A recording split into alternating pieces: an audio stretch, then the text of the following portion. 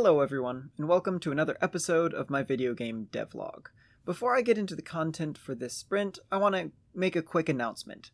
I'm going to be taking the next few sprints off of video game development.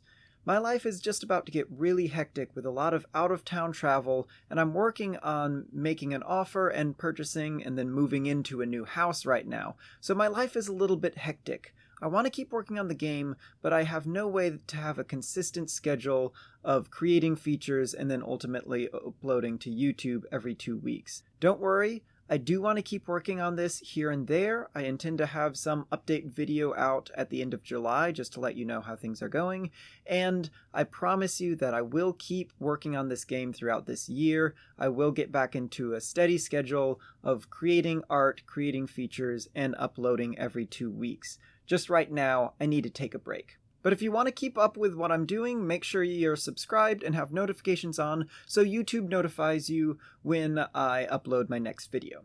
Alright, with that out of the way, let's jump into this sprint's content. Alright, so this video, I thought I would start out, like my earlier videos, showing the Trello board. It's been a while since we've seen this actual page before, and I decided to just bring it up here so we could see what we're looking at. One thing I want to do in the next couple months is actually fill out this backlog with the tasks we really want to get done by the end of this year. In a previous video, I walked through the different things that I intend to get done, so I want to fill this out to reflect all that work that we need to get done, and hopefully all of that can be brought over to the archives over here by the end of the year. Right now, this is what we have, and you can see we now have this PixelGen tab. I wanted to get done adding hair to the animations, because right now there isn't any hair on the animations that PixelGen can generate. And then I also need to flesh out all the other animations and just create them at all. But what I did get done is I made it so that you can import images and export images into PixelGen, as well as I updated the blueprint color palette. You'll see later in this video, but the old color palette was not very conducive for being user-friendly, and this one I think is. And then also for the second week I spent a little bit of time working on some nature art. Pixel art nature is not something I've done a whole lot of, so it really was a learning experience. I didn't make a lot of progress on art assets, but I learned a whole lot that'll let me be able to implement more work in the future. You'll see what I'm talking about. But first of all, let's hop over to the PixelGen work. To start out, I do want to jump over to the blueprint color palette first to explain what's going on here. So if you remember previously, we've got that large.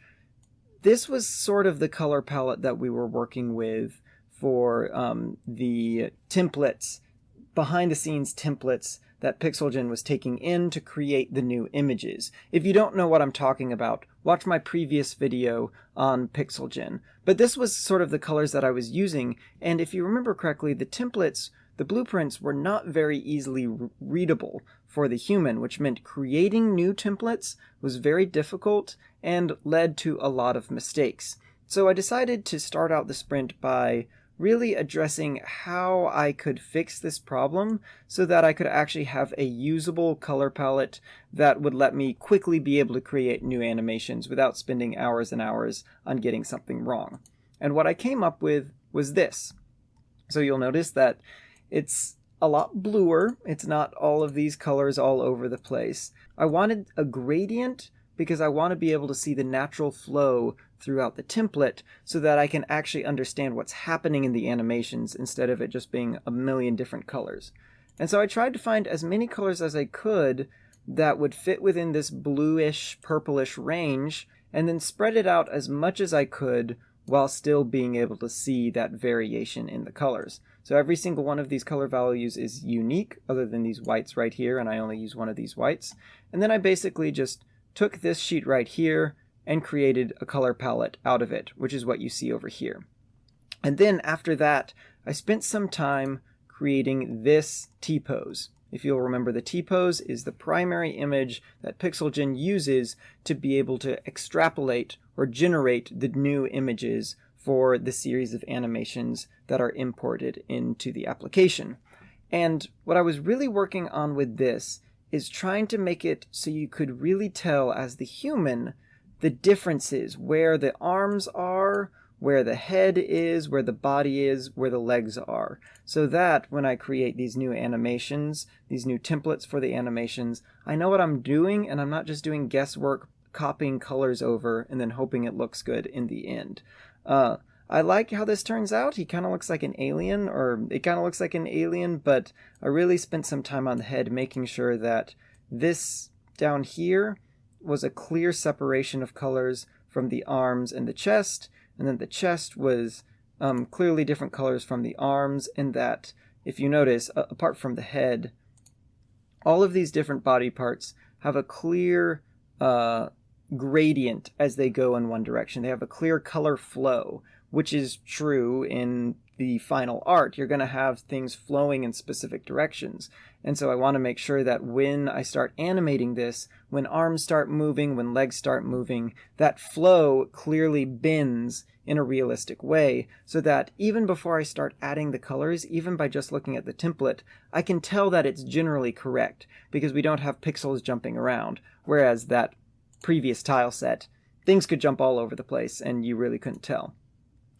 And I think it worked, so I went ahead and created out that first animation, and you can really tell the character's movement very clearly here. Even without adding the proper colors onto here, I think this new color palette, this blue-tinted, gradient-based color palette, really serves the purpose very well. And this is the direction I'm going to go with adding the rest of the animations. So if we pause this, and we hop over into Unity, specifically PixelGen, we can see that I've gone ahead and imported this animation sequence. Let me go ahead and make that a little bigger so that you can see on whatever screen you're using. So if I zoom in here, you can see that we've got the animation all laid out here, as well as the T-pose. This is all within PixelGen right now. But if I hit play, you'll notice we've got a couple new things going on here. It used to be, when you hit play on PixelGen, it just immediately pulled in the files it needed. Hopefully they were in the right place, hopefully they were named properly, and it just starts generating the character, and then it ends. But now we've got a few more options. So I can click on this button right here to select the T-pose, and if you see right here, let me zoom in a bit.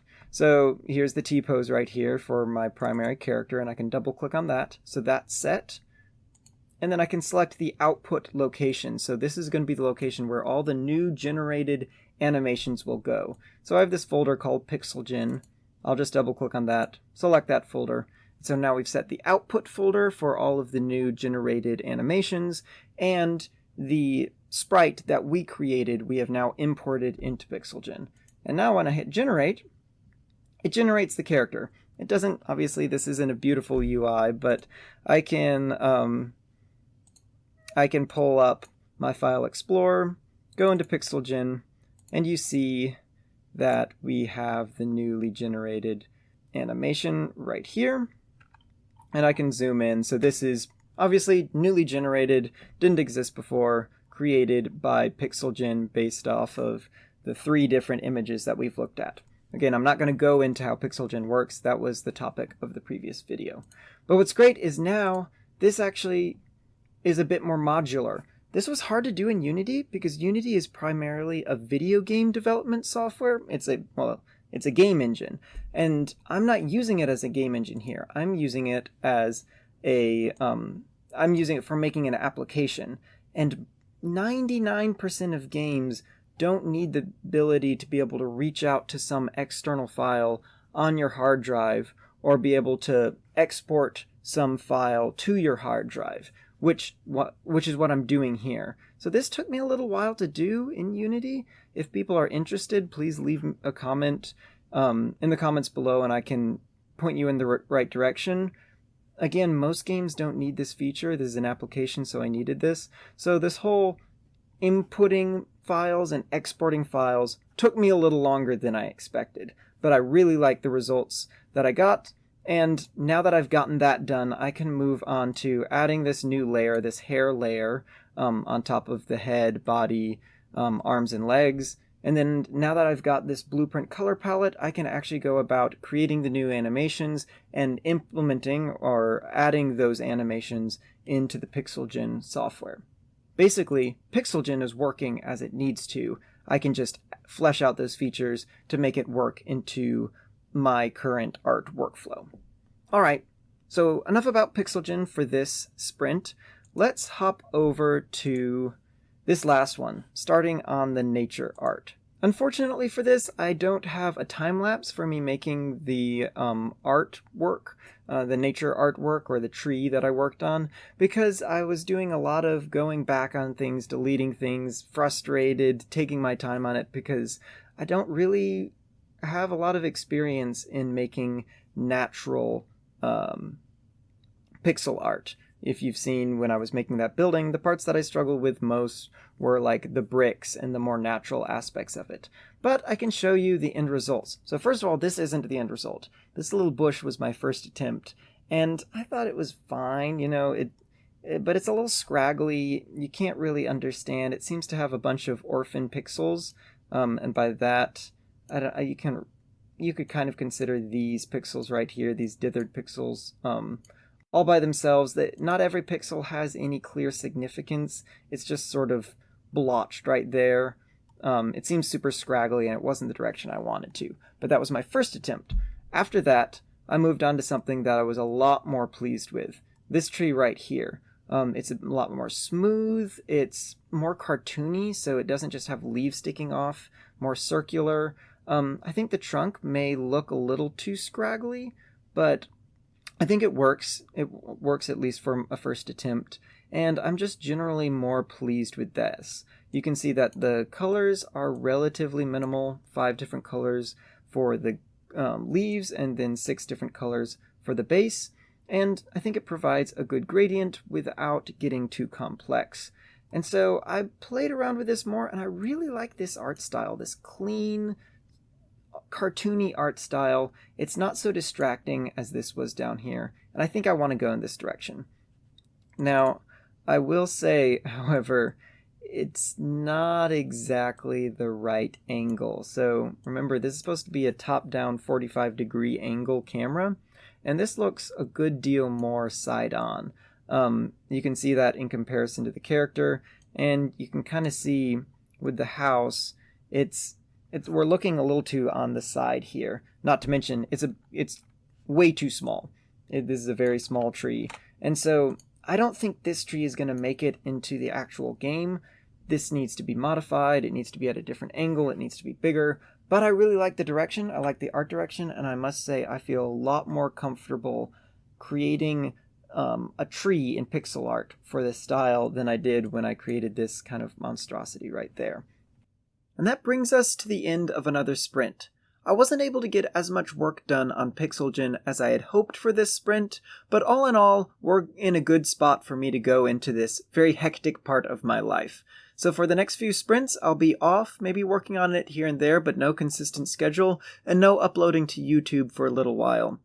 Again, I want to get back into the swing of things as soon as my life settles down, so make sure you're subscribed if you want to be notified when I upload another video in the near future. If you liked this video, please leave it a like. Thank you so much for watching, and I will see you in the next one.